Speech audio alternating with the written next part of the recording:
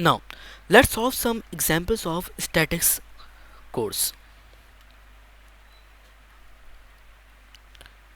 Let's say we have the A vector and the B vector, and this is positive y-axis and this is positive x-axis. The B vector form an angle of 45 degree with positive x-axis and the A vector form an angle of 30 degree with positive y-axis. Your task is to find out the resultant vector so that the resultant vector is acting along the positive x-axis. The question arises in our mind is, how do we get resultant vector? Its answer is to add the vectors. And again, how do we add the vectors? The answer is by applying head to tail rule. And again, what is head to tail rule? Head to tail rule is basically the approach to add the vectors infinitely, okay, so that we can find the resultant vector. And here, how head to tail rule apply? The head to tail rule apply here is, you have to put the tail of B vector on the head of A vector, okay. And how do we get?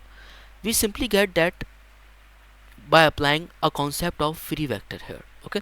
And free vector says that you should display and free vector says that you should displace a vector parallel to itself such that its magnitude and its direction remains unchanged. So we move B vector parallel to itself like this. This is B vector. And the question says that the resultant force is acting along positive x-axis, so this is resultant force. So the B vector form an angle of 45 degree with positive x-axis, so this is 45 degree.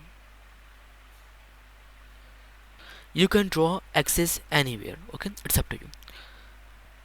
So if you look carefully into this, so this is basically a triangle, and in triangle there are three angles. One is here, let call this alpha, other is here, let call this beta, and the third one is here, let call this gamma. So how do we find alpha, beta and gamma? Remember once again, the Z alphabet is shown here. This is Z alphabet, and in Z alphabet there are the two alternate angles which are always equal. If this is 45 degree, gamma is also 45 degree.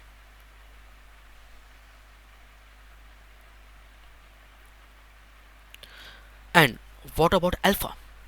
Alpha is basically a complementary angle. Complementary angle are those angles when we want to add two angles and the summation of two angles is equal to 90 degree, so this is known as complementary angles.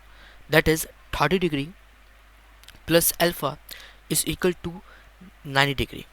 So alpha is equal to 9 degree minus 30 degree is equal to 60 degree.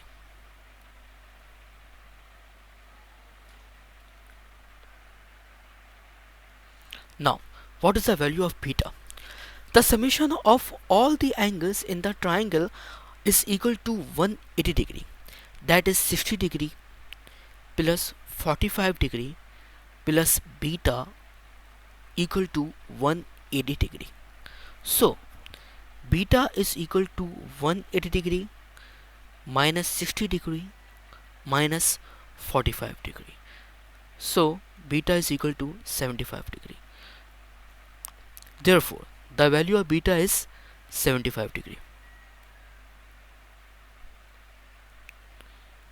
After seeing this video, you will solve the statics problems like a pro. Okay. Thank you for watching this video and share it with your friends too.